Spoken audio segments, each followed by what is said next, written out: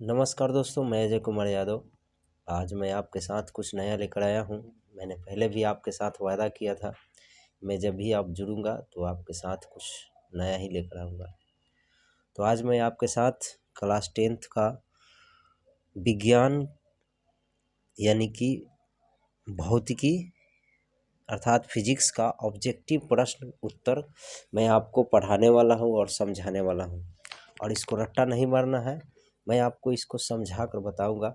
इसको याद कर लीजिए। और 106 ऑब्जेक्टिव बताने वाला हूँ जो पूरे प्रकाश चैप्टर से होगा। प्रकाश का परावर्तन और अपवर्तन चैप्टर से रिलेटेड होगा। और इसको याद करने के बाद आपको बोर्ड एग्ज़ाम में, चाहे किसी भी बोर्ड से एग्ज़ाम दे रहे हैं, आपको इसी में से आएगा। तो चलिए मैं चलते हूँ पहला ऑब्जेक्टिव की तरफ। पहला ऑब्जेक्टिव है, निम्न में से कौन सा पदार्थ लेंस बनाने के लिए प्रयुक्त नहीं किया जा सकता है। तो ये हो गया है आपका प्लास्टिक। प्लास्टिक का लेंस नहीं बनाया जा सकता है। मिट्टी का भी बन सकता है, कांच का भी बन सकता है, जल का भी बन सकता है। ये आपको याद रखना है। दूसरा नंबर सवाल है, एक उत्तल लेंस की क्षमता 1 डायोप्टर है तो उत्तल लेंस की फोकस दूरी होगा। देखिए, हम आपको वीडियो को प्लेलिस्ट में जाइएगा तो इस तरह का हम फार्मूला बताए हैं और फिजिक्स में पढ़ाया भी है लेंस में कि F बराबर 1/P होता है, या ये मीटर में होता है। यदि सेंटीमीटर में लिखेंगे तो 100 सेंटीमीटर बटा P होता है। बट यहाँ पे आपको क्या दे रहा है, किसी लेंस की क्षमता क्या है, 1 डायोप्टर है। तो P का क्षमता को P से इंडिकेट करते हैं, तो 1/1 हो जाएगा। अगर मीटर वाला यूज करते हैं तो आपको क्या आ जाएगा, 1/1। अगर सेंटीमीटर में अगर देखा जाए तो 100 हो जाएगा, और मीटर में देखेंगे तो 1 हो जाएगा। तो 100 सेंटीमीटर प्लस में आएगा, क्योंकि ये उत्तल लेंस बोल चुका है। तो 100 सेंटीमीटर आपके ऑप्शन नंबर क्या है, सी। तो कंप्लीट आंसर आपका सी हो जाएगा। उत्तल लेंस में क्षमता जो है प्लस में होता है और अवतल लेंस में माइनस में होता है, याद रखिएगा। दूसरा नंबर सवाल है, किसी बीम का मतलब वस्तु होता है, समझते चलिएगा। किसी वस्तु का वास्तविक तथा समान साइज का प्रतिबिंब प्राप्त करने के लिए बीम को उत्तल लेंस के सामने कहाँ रखा जाना चाहिए। देखिए, उत्तल लेंस के सामने किसी भी वस्तु को फोकस दूरी की दुगनी दूरी पर रखना पड़ता है। दुगनी दूरी पर रखिएगा। जैसे देखिए, ये एक लेंस है, उत्तल लेंस है। ये अगर F1 है, ये F2 है, ये F1 है। इधर क्या होता है, 2F1 2F2, आपको याद होगा कि ऐसे होता है। तो दुगना दूरी पर रखते हैं तो प्रतिबिंब जो है इस तरह का बराबर प्रतिबिंब बनता है, इस तरह का। ऐसे जितना बड़ा वस्तु है उतना ही बड़ा प्रतिबिंब भी बनता है। ये देखिए, इस तरह का बनता है, देख रहे हैं। तो ये आपको हो जाएगा क्या, ऑप्शन नंबर बी, फोकस दूरी की दुगनी दूरी पर। प्लेलिस्ट में जाइएगा तो मैंने इसको बताया है डिटेल से, फिजिक्स पढ़ाया है, उसमें आपको देखे होंगे। चौथा नंबर सवाल है, किसी गोलीय दर्पण तथा किसी पतले गोलीय लेंस दोनों की फोकस दूरियां -15 सेंटीमीटर है। दर्पण तथा लेंस संभवतः है। देखिए, किसी गोलीय दर्पण, कोई गोलीय दर्पण है तथा गोलीय लेंस है। गोलीय दर्पण भी है और गोलीय लेंस भी है। दोनों की फोकस दूरी क्या है, -15 सेंटीमीटर। तो दर्पण तथा लेंस संभवतः क्या होगा, आप बताइए। लेंस में हम चिन्ह प्रपाटी पढ़ाए हैं, जिसमें आपको पता होगा कि अवतल लेंस का फोकस दूरी क्या होता है, माइनस में। और अवतल दर्पण की फोकस दूरी क्या होते हैं, माइनस में।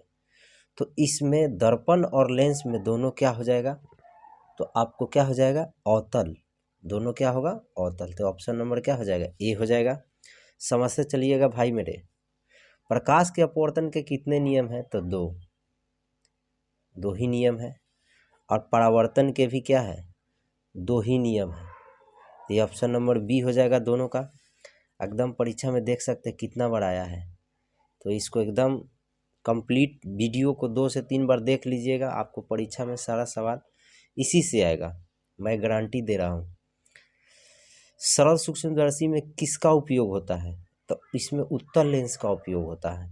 ऑप्शन नंबर हो जाएगा 7 का आपका डी हो जाएगा। उत्तल लेंस का उपयोग किया जाता है ताकि दूर दूर तक की वस्तु को देख सके। ये दूरबीन जस्ट लाइक होता है सरल सूक्ष्मदर्शी। उसके बाद देखिए, किसी माध्यम के अपवर्तनांक का मान होता है। अपवर्तनांक का बाद sine i by sine r होता है, ये भी फिजिक्स में हमने बताया है। तो 8 का आंसर आपका हो जाएगा ए। उसके बाद आपका सवाल नंबर 9 है, इधर आ जाइए। एक उत्तल लेंस होता है, क्या होता है? ऑप्शन 4 को दिया हुआ है। तो सभी जगह समान मोटाई का, बीच की अपेक्षा किनारों पर मोटा, किनारों की अपेक्षा बीच में मोटा। बीच में मोटा ना होता है जी, उत्तल लेंस ऐसे ना बनता है, ऐसे बनता है। तो बीच में क्या होता है? मोटा। और अवतल लेंस ऐसे बनता है, बीच में क्या होता है? पतला। जस्ट इसका उल्टा होता है। तो ये कन्फ्यूजन नहीं पालना है।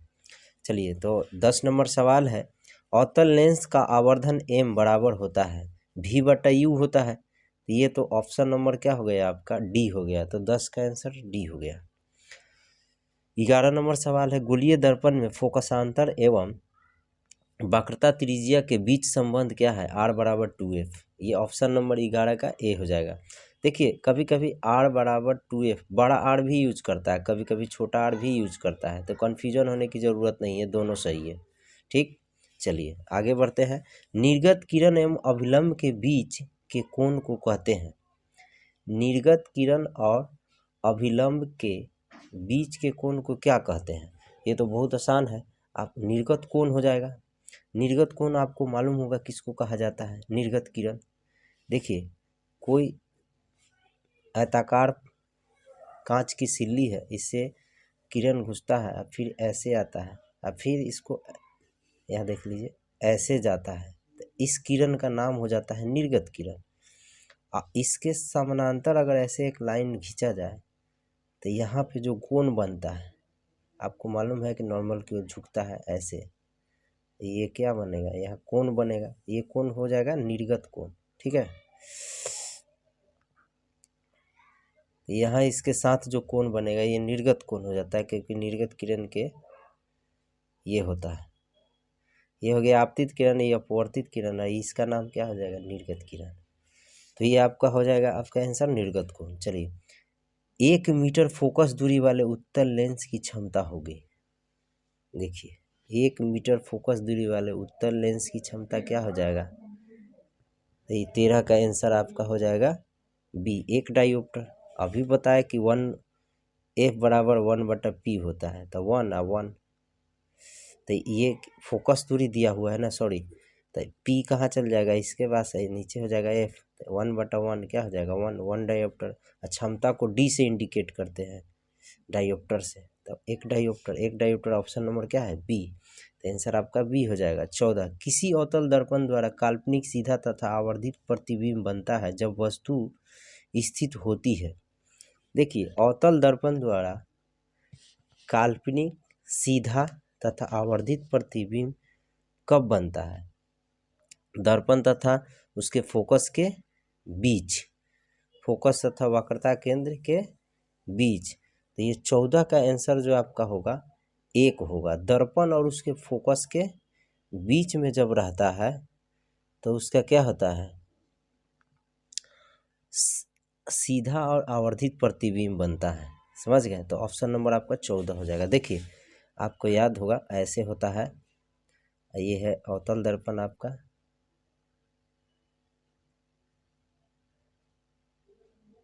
सॉरी ये होगा अवतल दर्पण।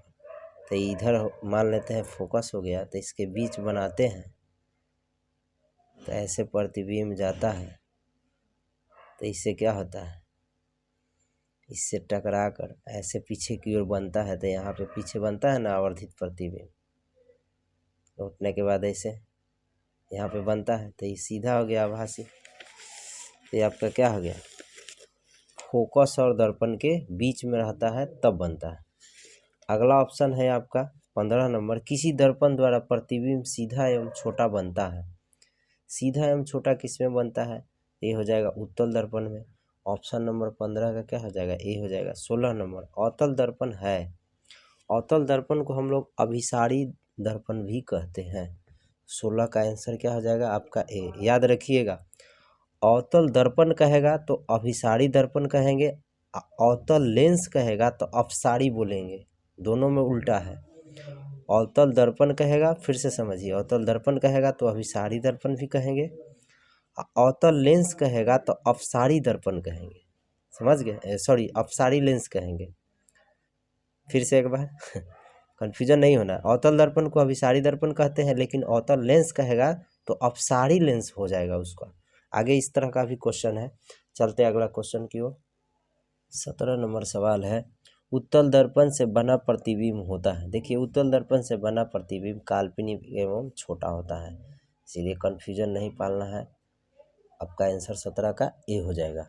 18 नंबर सवाल है, निम्नलिखित में किस दर्पण द्वारा किसी वस्तु का वास्तविक प्रतिबिंब प्राप्त किया जा सकता है? ये तो सिंपल है, अवतल दर्पण से वास्तविक भी बनता है और सीधा भी बनता है। तो ये ऑप्शन नंबर आपका बी ही होगा, दूसरा कोई नहीं होगा। निम्नलिखित में किसमें बड़ा और वास्तविक प्रतिबिंब बनता है? किसमें बड़ा और वास्तविक प्रतिबिंब बनता है? तो ये आपका हो जाएगा, एक उत्तल लेंस हो जाएगा। अगर लेंस की बात करें तो उत्तल होगा, और दर्पण की बात करें तो अवतल होगा। बड़ा और आवर्धित प्रतिबिंब, तो इसमें उत्तल लेंस तो दिया नहीं है, अवतल दर्पण दिया है, तो ऑप्शन हो जाएगा आपका 19 का सी। हम डिटेल्स पढ़ाए हैं, आप प्लेलिस्ट में जाकर देख सकते हैं। समतल दर्पण द्वारा बना प्रतिबिंब हमेशा होता है, क्या होता है? वास्तविक होता है, काल्पनिक होता है, कभी वास्तविक तो कभी काल्पनिक।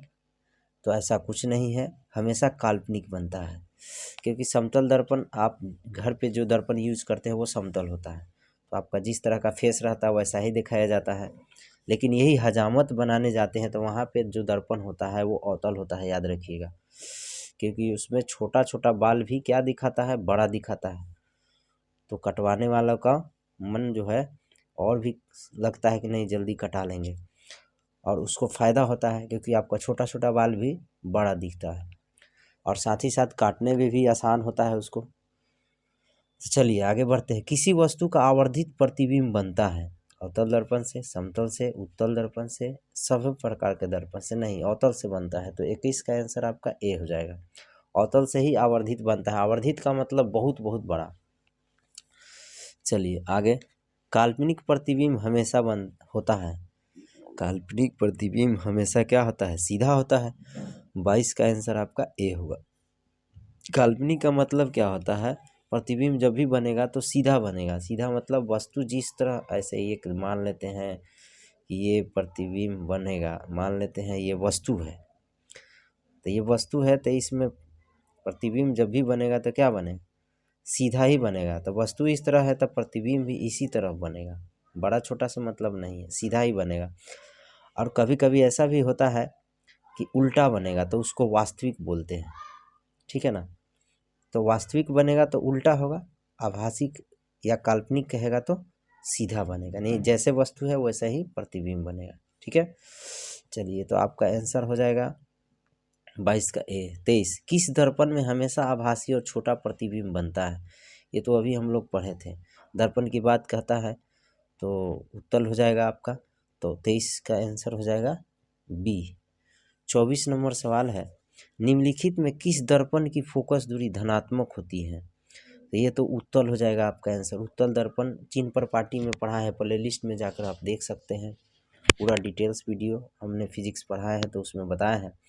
उत्तल दर्पण की फोकस दूरी क्या होती है? प्लस में होती है, और अवतल का माइनस में होता है, याद रखिएगा। गोलीय दर्पण के ध्रुव तथा फोकस के बीच की दूरी को क्या बोलते हैं? गोलीय दर्पण के ध्रुव और फोकस के बीच की दूरी को क्या बोलते हैं? फोकसांतर या फोकस दूरी बोलते हैं, ये याद रखिएगा। वक्रता त्रिज्या आर एवं फोकस दूरी एफ में संबंध क्या है? आर बराबर 2f होगा, आर बराबर 2f लिखिए, या आर के नीचे 2 आ जाएगा तो एफ बराबर क्या हो जाएगा, r/2। तो एफ बराबर, ये तो उल्टा है, एफ बराबर r/2। ऑप्शन क्या हो जाएगा, 26 का ए हो जाएगा।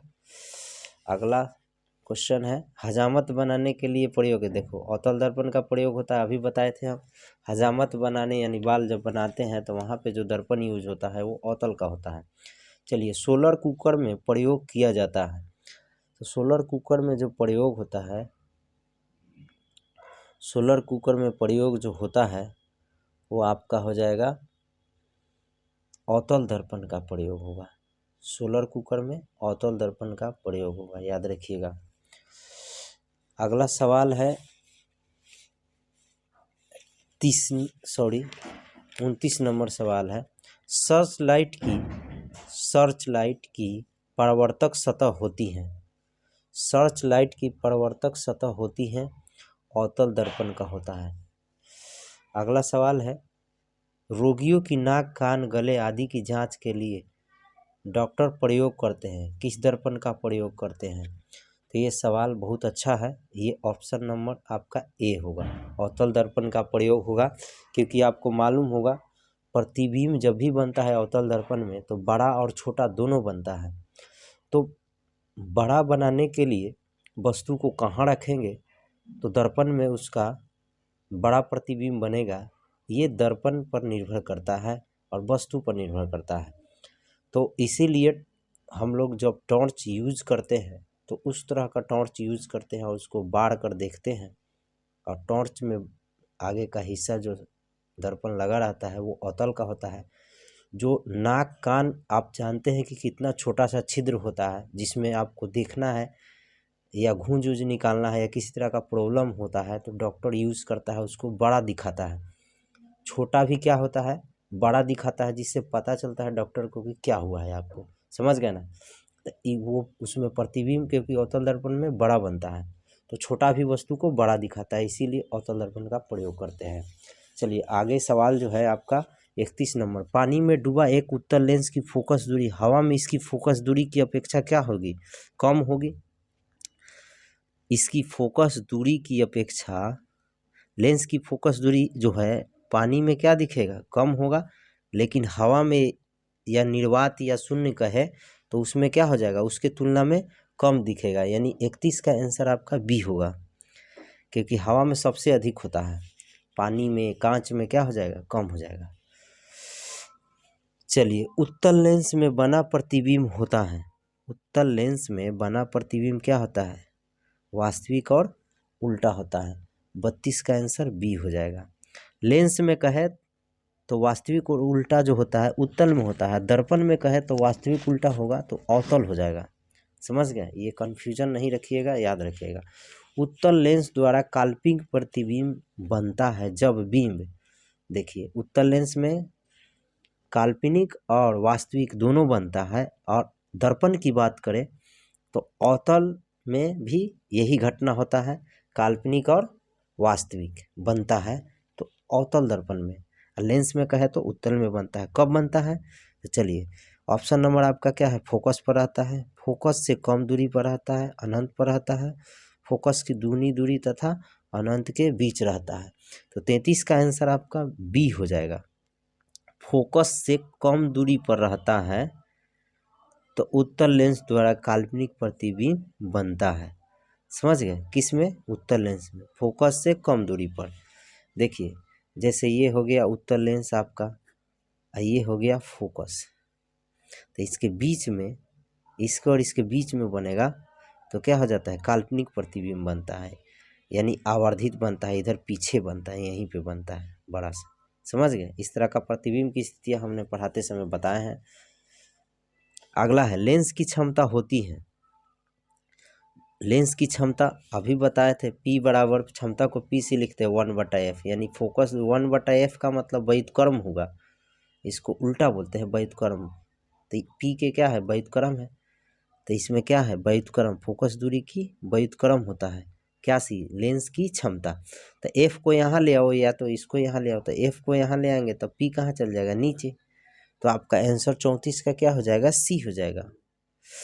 चलिए 35 नंबर सवाल है आपका, उत्तल लेंस में जब बिंब यानी वस्तु f और 2f के बीच रखा जाता है तब बना प्रतिबिंब होता है। तो 35 का आंसर आपका हो जाएगा ए, बड़ा और वास्तविक बनेगा। f और 2f के बीच बनेगा तो बड़ा होगा और वास्तविक होगा उसका प्रतिबिंब, यानी कि उल्टा होगा, नीचे की तरफ होगा। ऐसे ही हुआ ना, नीचे की तरफ बनेगा। चलिए, दो वक्रीय पृष्ठों से घिरे ठोस माध्यम को क्या बोलते हैं हम लोग?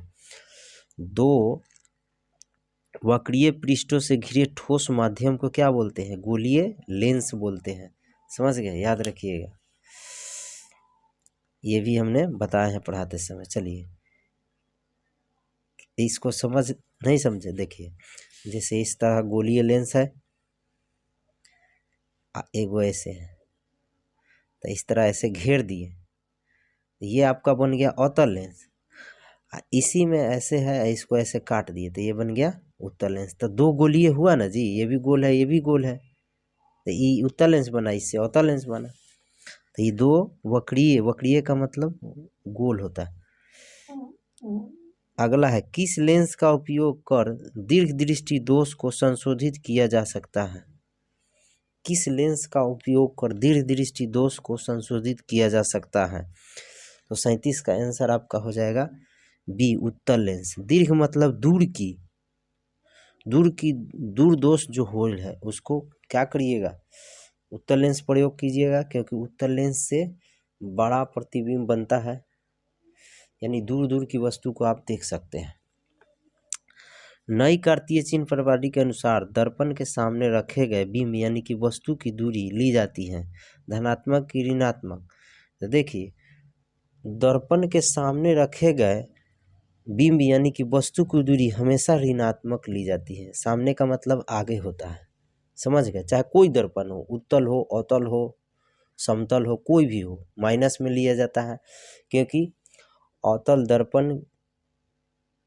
दर्पण के प्रधानक ये होता है, इसके किरण जब भी आएगा तो यहाँ से इधर आएगा, ये दर्पण मान लो कि है, तो इधर जा रहा है, आप वस्तु कोई इधर है, तो दर्पण प्रधानक ये होता है, पी से लिखते, तो इससे इधर आइएगा तो किरण इधर जा रहा है, तो इसके विपरीत दिशा में मापी गई दूरियां क्या होती है? ऋणात्मक होती है। अगर इधर मापेंगे तो धनात्मक होती है। ये पढ़ाए हैं चिन्ह प्रपाटी के नियम में, बताए हैं, ये याद रखिएगा। तो आपको 38 का आंसर क्या हो जाएगा? बी हो जाएगा। 39 हो जाएगा, प्रत्येक लेंस के दो वक्रता केंद्र होते हैं, क्योंकि 39 का आंसर आपका ए हो जाएगा। लेंस की दो वक्र सतह होती है, अभी ना बताए हैं, देखिए होता है ना। गोलीय लेंस के लिए फोकस दूरी एफ एवं वस्तु दूरी ये है, प्रतिबिंब दूरी भी है, तो संबंध क्या हो जाएगा? ये लेंस पूछ रहा है, ध्यान से समझिएगा, क्योंकि दर्पण में प्लस होता है, लेंस में माइनस होता है, तो ये कन्फ्यूजन नहीं रहना चाहिए। तो 40 का आंसर आपका बी हो जाएगा। और दर्पण में कहता तो ये वाला होता है, ऑप्शन ए। 41 नंबर सवाल है, एक अवतल दर्पण की फोकस दूरी 10 सेंटीमीटर, तो उसकी वक्रता त्रिज्या क्या होगा? तो देखिए, अभी आपको बताया है आर बराबर क्या होता है? 2f। तो दिया क्या है? फोकस दूरी, यानी कि फोकस दूरी को f से लिखते हैं, तो पूछ रहा है वक्रता त्रिज्या, जो फोकस दूरी है उसका दुगुना हो जाएगा, यानी फोकस दूरी की जगह 10 रखेंगे तो क्या हो जाएगा? 10 दूना 20। तो आपका ऑप्शन क्या हो जाएगा? बी, यानी 41 का आंसर हो जाएगा आपका बी। अब अगला नंबर सवाल की ओर चलते। 42 नंबर सवाल है, निम्नलिखित में किसी वस्तु का वास्तविक प्रतिबिंब कौन बना सकता है? देखिए, वास्तविक प्रतिबिंब जब भी बनता है, तो अभी हम आपको बताए थे कुछ देर पहले, उत्तल लेंस में बनेगा, और दर्पण में यदि बनेगा तो अवतल में बनेगा। तो इसमें तो दर्पण का चर्चा है ही नहीं, तो इसमें सीधा सीधा आपका 42 का ऑप्शन क्या हो जाएगा? बी हो जाएगा। उत्तल लेंस द्वारा आवर्धिता काल्पनिक प्रतिबिंब तब बनता है जब वस्तु रहता है। देखिए, इसमें उत्तल लेंस द्वारा आवर्धित प्रतिबिंब बनता है और काल्पनिक बनता है, कब बनता है? जब लेंस के सामने रहता है, यानी कि 43 का आंसर आपका हो जाएगा बी, फोकस और लेंस के बीच में रहता है, तब इस तरह की घटनाएं होती हैं। ये हमने चिन्ह पर क्या बोलता है, फोकस दूरियां पढ़ाए हैं कि जब वस्तु कहाँ रहेगा तो इसका प्रतिबिंब कहाँ पे बनेगा, ये बताए हैं, आप जाके देख सकते हैं चैनल पे प्ले लिस्ट में। चलिए, एक गोलीय प्रतिबिंब की स्थितियाँ जब पढ़ा है ना, वहाँ पे ये सब बताए हैं। चलिए, ये न्यूमेरिकल वाला सवाल है, ये फार्मूला से संबंधित है। एक गोलीय दर्पण से 5 सेंटीमीटर की दूरी पर रखे बिंब यानी कि वस्तु का प्रतिबिंब दर्पण से इतना सेंटीमीटर की दूरी पर उसी ओर बनता है जिस ओर वस्तु है, तो आवर्धन का मान क्या हो जाएगा।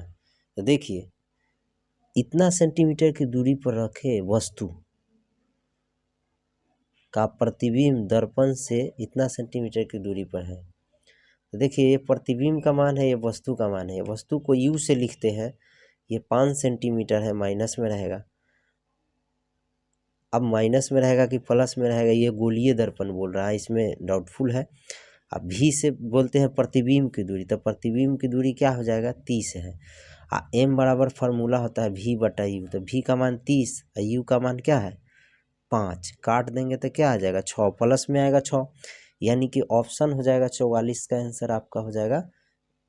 इसमें 44 का आंसर क्या हो जाएगा, बी हो जाएगा। बट आपको ध्यान से समझना होगा, क्योंकि वस्तु दूरिया जब भी होता है इसमें -V/U होता है, माइनस लगता है। क्यों होता है, वस्तु दूरी कोई भी लेंस हो, आपको मालूम है कि वस्तु दूरी माइनस में होता है। यहाँ माइनस ले लेंगे क्योंकि U का मान क्या हो जाएगा माइनस में। कोई भी दर्पण हो, याद रखिएगा, वस्तु दूरी हमेशा क्या होती है माइनस में होता है। कुछ दूरी पहले बताए हैं, तो 30 हो जाएगा, आइए माइनस हो जाएगा, तो 5 6 30 माइनस में आ जाएगा। ऑप्शन आपका क्या हो जाएगा, बी हो जाएगा। अगला सवाल है, देखिए यहाँ पे भी लिखा हुआ है, बनाया हुआ है। एक उत्तल लेंस से 30 सेंटीमीटर की दूरी पर एक बीम रखी गई है। लेंस से बराबर दूरी पर वास्तविक प्रतिबिंब बनता है। लेंस की फोकस दूरी क्या हो जाएगा। देखिए, एक उत्तल लेंस से इतना सेंटीमीटर की दूरी पर एक बीम रखा गया। बीम का मतलब वस्तु हो, तो ये वस्तु की दूरी दे दिया। लेंस से बराबर दूरी पर है, यानी कि ये बराबर दूरी पर वास्तविक प्रतिबिंब बनता है, यानी कि प्रतिबिंब भी क्या है बराबर ही है, 30 सेंटीमीटर है। लेंस की फोकस दूरी क्या हो जाएगा, तो देखिए आपको मालूम है कि वस्तु दूरी क्या होता है माइनस में, और प्रतिबिंब दूरी अब देखना पड़ेगा किधर प्रतिबिंब बनता है। तो देखिए यहाँ पे हो जाएगा आपका आंसर, इसको सॉल्व कर लेते हैं। क्वेश्चन नंबर 45 है, तो 45 को हम लोग सॉल्व करेंगे तो ये हो जाएगा 1/, लेंस है तो 1/V माइनस 1/U हो जाता है। फार्मूला आता है 1/F, अभी बताएं। तो V का मान कितना है 30 है, और U का मान भी 30 है। तो U का मान आपको मालूम है कि माइनस में लेंगे, और माइनस फार्मूला में होता है, तो माइनस माइनस क्या होता है प्लस, तो ये भी क्या हो जाएगा 30। समझ में आ रहा है ना जी। ये माइनस फार्मूला होता है लेंस फार्मूला, दर्पण फार्मूला में यहाँ प्लस होता है। प्रतिबिंब जो बनता है दर्पण लेंस के आगे ही बन रहा है, तो आगे बन रहा है, तो V का मान क्या हो जाएगा प्लस में हो जाएगा, क्योंकि आभासी बन रहा है। ये U का मान हमेशा माइनस में ही होता है, तो माइनस माइनस प्लस ये जोड़ देते हैं, तो ऊपर वाला 1 1 2 हो जाएगा, नीचे क्या है 30 से काटेंगे तो 1/15। अब देखिए 1/F का मान 1/15, इसको उलट देंगे तो ये भी उलट जाएगा, यानी कि 15 सेंटीमीटर आ जाएगा। ऑप्शन नंबर क्या हो जाएगा सी। देखिए यहाँ पे दिया है ऐसे भी। अब उसके बाद इससे भी बना सकता है, क्योंकि त्रिज्या दे दिया है, वक्रता त्रिज्या इतना सेंटीमीटर है, बट हम लोग ऐसे भी बना लिए। आगे देखिए, एक उत्तल लेंस की फोकस दूरी 20 सेंटीमीटर, लेंस की क्षमता क्या हो जाएगा। देखिए अभी अभी हम बताए हैं कि फोकस दूरी दिया हुआ है, क्षमता बोल रहा था। P बराबर फार्मूला 1/F होता है, ये मीटर में होता है, 1 सेंटीमीटर में होता है, और नीचे क्या हो जाएगा F। तो आप F का मान क्या दिया है 20, और लेंस क्या है उत्तल, तो उत्तल है तो फोकस दूरी क्या हो जाएगा प्लस में। अगर सेंटीमीटर होगा तो 20 डालेंगे तो 5 सेंटीमीटर आएगा प्लस में। अगर 1 लेंगे तो 5 से भागा देंगे तो 0.5 मीटर होगा। ये दोनों होना चाहिए, अगर दोनों में से कोई एक है, सॉरी सेंटीमीटर नहीं डायोप्टर होगा, क्योंकि क्षमता डायोप्टर में होता है। तो ये ऑप्शन 46 का आंसर आपका क्या हो जाएगा? 46 का आंसर सी है। देखिए 5 डायोप्टर है ना, 5 डायोप्टर, नहीं तो 0.5 डायोप्टर भी होगा, लेकिन प्लस में ही होगा, तो दोनों में से कोई एक ही ऑप्शन देगा। यहाँ आपका ऑप्शन नंबर सी हो गया। अगला नंबर सवाल है, एक लेंस की क्षमता -5 डायोप्टर है, इसकी फोकस दूरी क्या होगा? देखिए इसको भी हम लोग सॉल्व करके देख लेते हैं। तो क्षमता दिया हुआ है, तो चलिए F बराबर P नीचे हो जाएगा, मीटर में होगा तो, लेकिन ऑप्शन सब सेंटीमीटर में दिया है, तो 100/P, 100। अब 5 है तो 5 से भागा देंगे तो 20 ना आएगा, और वो भी माइनस में है तो -20 सेंटीमीटर, -20 सेंटीमीटर, 47 का ऑप्शन क्या है? बी है। अगला सवाल है, ये न्यूमेरिकल टाइप का सवाल है, अच्छा सवाल है, फार्मूला याद रखिएगा तो सब बन जाएगा। परीक्षा में आपका आता है, 1-2 नंबर में आएगा न्यूमेरिकल वाला, ज़्यादा नहीं आता है। तो आपको अगर आपको फार्मूला नहीं याद है, आपको इससे नहीं बनता है, तो इस तरह का सवाल को टच नहीं कीजिएगा। घबराने की बात नहीं है, मैं आपको सब कुछ बता दूंगा, चैनल से जुड़े रहिए। और किसी तरह का समस्या हो तो कमेंट कीजिएगा, मैं उसका उत्तर बताऊंगा। लेंस की क्षमता 4 डायोप्टर, तो यह होगा, अगर लेंस की क्षमता 4 डायोप्टर है, प्लस में है, तो हम अभी बताए हैं कि फोकस दूरी निकालना पड़ेगा। तो अगर सेंटीमीटर में होगा तो 100 क्या हो जाएगा? P। अब P का मान कितना है? 4, अभी बताया। काटेंगे तो 25 डायोप्टर आएगा, सॉरी सेंटीमीटर आएगा। अगर मीटर में लेते हैं तो 4 से भागा देंगे तो 0.4 दूना 8, फिर 2 बचेगा, 4 5 20, इतना सेंटीमीटर आएगा। तो ये ऑप्शन दोनों में से कौन है? ये तो सेंटीमीटर है, ये मीटर में है, तो यहाँ पे ऑप्शन नंबर आपका है 48 का 0.25 मीटर। उत्तल लेंस तो होगा ही, क्योंकि प्लस में है, ये तो क्लियर है, तो ऑप्शन सी हो जाएगा। 0.25 अभी निकाल के सामने बताए किए। अगला सवाल है 49 नंबर, किसी बिंदु वस्तु से निकलकर किरणें किसी लेंस से अपवर्तित होकर जिस बिंदु पर मिलती है उसे क्या बोलते हैं? फोकस बोलते हैं। 49 का आंसर आपका सी हो जाएगा, याद रखिएगा। किसी शब्दकोश में पाए गए छोटे अक्षरों को पढ़ते समय आप निम्न में से कौन सा लेंस पसंद करेंगे? तो 50 का आंसर आपका हो जाएगा बी हो जाएगा। 50 सेंटीमीटर फोकस दूरी का अवतल लेंस लेंगे, क्योंकि अवतल लेंस में दूर और नज़दीक, सॉरी नज़दीक का ही देख सकते हैं, उत्तल लेंस में दूर और नज़दीक दोनों देख सकते हैं, इसीलिए हम लोग अवतल लेंस लगाएंगे 50 सेंटीमीटर वाला। चलिए आगे नंबर सवाल है, फोटोग्राफी कैमरा का अभिदृश्यक होता है। फोटोग्राफी कैमरा का अभिदृश्यक जो होता है वो अवतल लेंस का होता है। जो फोटो खींचता है, जो आप स्टूडियो में खिंचाते हैं, उसका जो अभिदृश्यक मतलब आगे वाला जो लेंस होता है वो होता है अवतल का। प्रकाश तरंग का उदाहरण है, पराबैंगनी तरंग का उदाहरण है। ये 52 का आंसर आपका सी हो जाएगा, याद रखिएगा। दंत विशेषज्ञ किस दर्पण का उपयोग करते हैं दांतों का बड़ा प्रतिबिंब देखने के लिए? अभी हमने बताया था कुछ देर पहले, अवतल दर्पण। 53 का आंसर बी हो जाएगा। कौन सा लेंस अपसारी लेंस भी कहलाता है? देखिए अपसारी लेंस अभी हमने बताया है, अपसारी लेंस हम लोग अवतल लेंस को बोलते हैं। तो 54 का आंसर आपका ए हो जाएगा। यही वाला सवाल मैंने पहले बताया था। अगर अपसारी दर्पण कहता तो क्या हो जाता? अपसारी दर्पण कहता तो क्या हो जाता? अपसारी दर्पण कहता तो क्या हो जाता वहाँ पे? इससे पहले हमने बताया था कि अभिसारी को ही अवतल दर्पण कहते हैं, अपसारी को उत्तल दर्पण कहते हैं, लेकिन यहाँ पे अवतल लेंस को अपसारी लेंस कहते हैं। ठीक, कन्फ्यूजन नहीं। चलिए आगे। एक प्रयोग में, क्योंकि अवतल और उत्तल दर्पण और लेंस में कंफ्यूज हो जाते हैं लोग। एक प्रयोग में अवतल दर्पण द्वारा किस बीम प्रतिबिंब एक पर्दे पर प्राप्त किया जाता है? दर्पण की फोकस दूरी को निर्धारित करने के लिए प्रयोगकर्ता को मापने की जरूरत क्या होगा? तो दर्पण तथा पर्दे के बीच की दूरी, दर्पण तथा बीम यानी कि वस्तु के बीच की दूरी, तो वस्तु पर्दे ना है जी, तो ये ऑप्शन दोनों हो जाएगा, सी हो जाएगा, यानी कि ए और बी दोनों होगा। गोलीय दर्पण के परावर्तक सतह यानी कि परावर्तक पृष्ठ की वृत्ताकार सीमा रेखा का व्यास क्या कहलाता है? प्रधान अक्ष, मुख्य फोकस गोलीय दर्पण का द्वारा कहलाता है जी। तो ये ऑप्शन आपका 56 का क्या हो जाएगा? डी हो जाएगा।